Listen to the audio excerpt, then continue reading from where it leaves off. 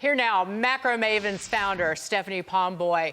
Stephanie, always a pleasure. Does this speak to how reckless the spending was over the last 2 years, that there's so much money sloshing around that these bureaucrats, elected officials, can be looking at reparations with millions of dollars?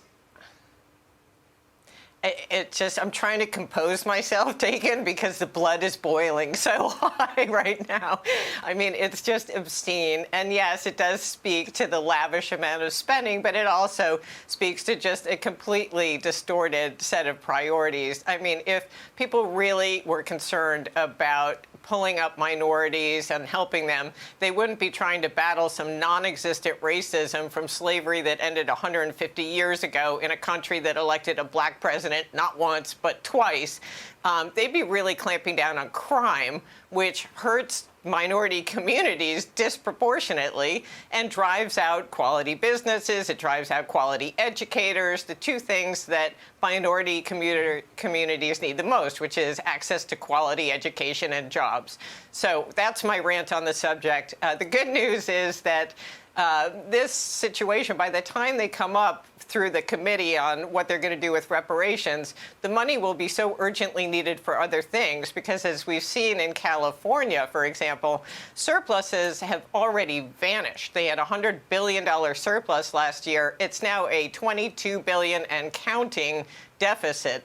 So this is all nonsense. I don't think this is ever going to go anywhere because the money is going to be needed for much more urgent purpose. Wow. Well, not only that, Stephanie, there's a great debate going on right now about the debt limit. And Joe Biden's like, well, we can't find any money anywhere.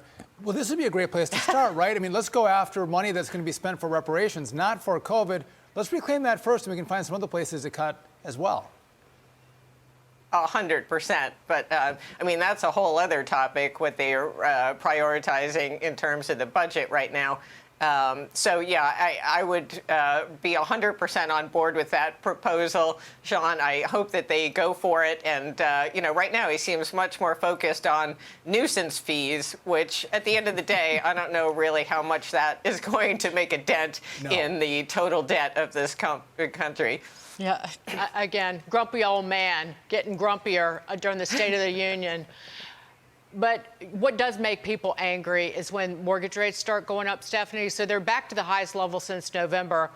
Longer-term interest rates are up. Their 30-year fixed back over 6.6%, heading higher. The impact of higher, longer-term interest rates, not just on the housing market, but broadly speaking. Go. Yeah, well, okay.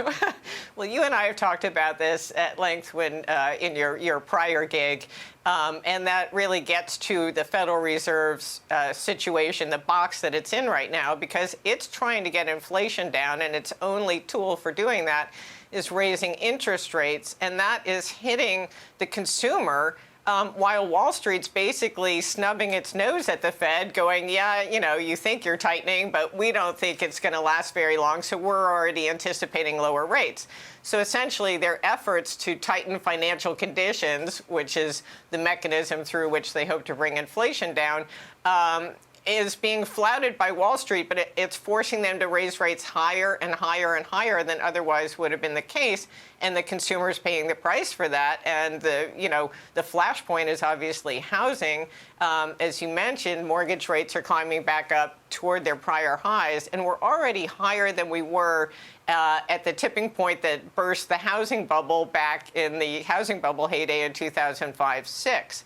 And the Fed is still tightening, and as we learned today from their minutes, they are inclined to continue raising rates and holding there longer. So I don't think there's going to be any relief, unfortunately, for the consumer on this mortgage side. And obviously, you know, housing will get hit, and that has massive repercussions for the economy more broadly. It really does. Stephanie Pomboy, thank you so much for joining us. So smart. I wish I could say something nice. Can I end on something nice? Yes. Like, congratulations on your show, and what a privilege it is to see you both. Well, you could follow up that and get your back to New York City. Come sit by us. Pomboy. I'd rather see you guys come down to Florida. How about that? See? It's a date. All right. Thank you, Stephanie, thank you. All right.